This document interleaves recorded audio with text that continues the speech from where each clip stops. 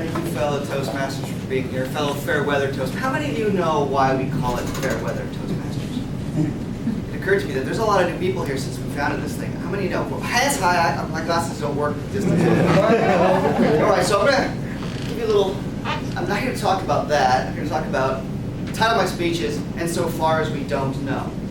And ENSO is capital E, capital N, capital S, capital O, meaning the El Nino Southern Oscillation. That ENSO.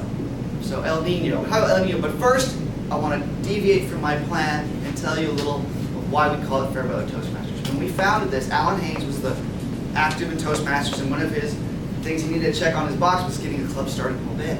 So he talked to several folks, and there were mostly weather service people upstairs. He's part of the National Weather Service's California Nevada River Forecast Center. There was a whole contingent from the Weather Forecast Office next door.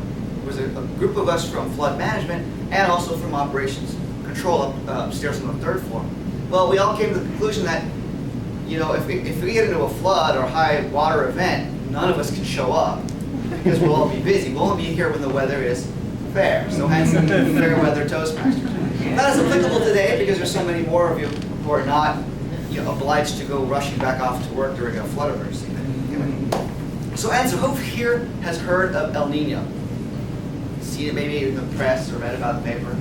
All right. For those of you who may not be exactly familiar with El Nino, it is a warming of the equatorial Pacific, specifically when we refer to whether we're in an El Nino or not, to a region of the Pacific between Darwin, Australia, right, Mike, and Tahiti. I'd love to do a little Tahiti dance, but that ain't gonna work. I would throw something out. In that's the realm of the Pacific that they measure sea surface temperature and decide whether we're officially in an El Nino or not, and to what extent there is an El Nino. Now, current climate forecasts are pretty certain, 90% sure, which is pretty certain, that come fall, these El Nino conditions will be present. The consensus with climate forecasters is that it'll be a strong El Nino. And I won't get into the numerics of what makes it a strong El Nino, but there's a rating of deviation that they normalize of the temperatures. And if it's beyond a certain amount, they say that's a strong El Nino. Since 1950, there have been 5 strong El Ninos. 5. 1958, 1973, 1983, 1992, and 1998. 83 was one of the wettest years we've ever had. Not a really bad flood year as far as emergencies go, but it just rained all the time, all the time. 73 was an average year. Plain average. What I mean by, I'm referring to this in terms of northern Sierra precipitation. It's not any one spot. 92 was a dry year. It was the last year of our last really long drought. 98 was on the wet side. I never actually did find out what 58 was, but the sum of it is, with only 5 years as a statistical sample, can we really say what a strong El Nino means if there's a wet year, and there's a dry year, and there's an average year? The climatologists that study this sort of thing are always looking for relationships. There's such a complex science involved with weather, not to mention climate, that they're always looking for some relationships that they can start drawing conclusions. Rob Hartman, a brilliant guy who runs the River Forecast Center upstairs, has, I think, put it quite succinctly by saying there is no skill in climate forecasting. That's coming from a guy who lives and breathes weather. Our weather skill is not too bad. We pretty much know how hot it's going to get today, tomorrow. They're really good at forecasting rain up to 5 days out, especially on the West Coast. West Coast weather being dominated by Pacific storms, which they can see and predict fairly accurately. The trickier weather forecasts that you'll find typically east of the Rockies are convection. You've got a lot of instability, and you just never know when that cloud's going to come up and rain. We're seeing a lot of that in the Sierra, and with hurricane moisture coming in, you get some of that instability. But that's usually the exception to California precip.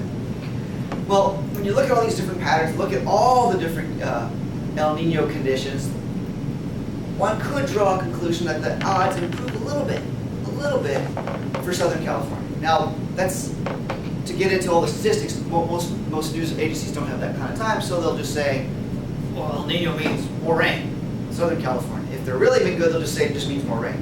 I mean, if they're really being lazy, they'll say it means more rain. If they're being a little more, let's say, honest, they're going to say in Southern California. And if they're really being honest, they don't even talk about it, because it really doesn't mean anything. And by that I mean, what are you going to do if you know El Nino's coming? Let's say you operate and manage a farm. Are you going to, what? You're going to change your crop pattern because it's coming? You're going to change your water transfer plans because you think El Nino's coming? You're going to take out a different loan or delay a certain crop choice or pattern or equipment or what have you? No. Last year, when they thought it was going to be a mild to moderate El Nino, our state climatologists put it this way. It's like, well, it's like going from a 14% chance it's going to rain a lot this winter to a 17% chance. It's going to. No bookie is going to change their odds based on this. Strong El Nino, there's a better signal for Southern California. There are other generalized climatic patterns that we might see. We talk about they see generally a depressed hurricane season in the Atlantic and the Gulf, but an increased one in the Pacific. It's not evidence of this, but there was a hurricane that came washing up the Baja California coast. It doesn't mean anything until we see a pattern. But here's my biggest concern with El Nino. Climatologists, and we do this as a general rule, I think, in the populace, are trying to look back. I mentioned 5 years in the last 60. What do we have to go by that happened 50, 60 years ago that's present today that we can make the same comparisons? A lot of our hydrology that we look at and use to judge things by or design things by are based on statistics. We look at the past to try to gain or to figure out what we think the future will hold. Doesn't work really well for football and fantasy because, and why? Fantasy football, I'll do that talk next week. Why do we not, it works sometimes but not really well. I'll tell you why, because we're getting older every day, right? The football player that was great last year got banged up a little bit last year, aged a little bit last year, had a kid, his life has changed, his physique has changed, maybe his teammate and the quarterback he worked with has changed. So we can't say for certain that he'll have the same type of year he had last year.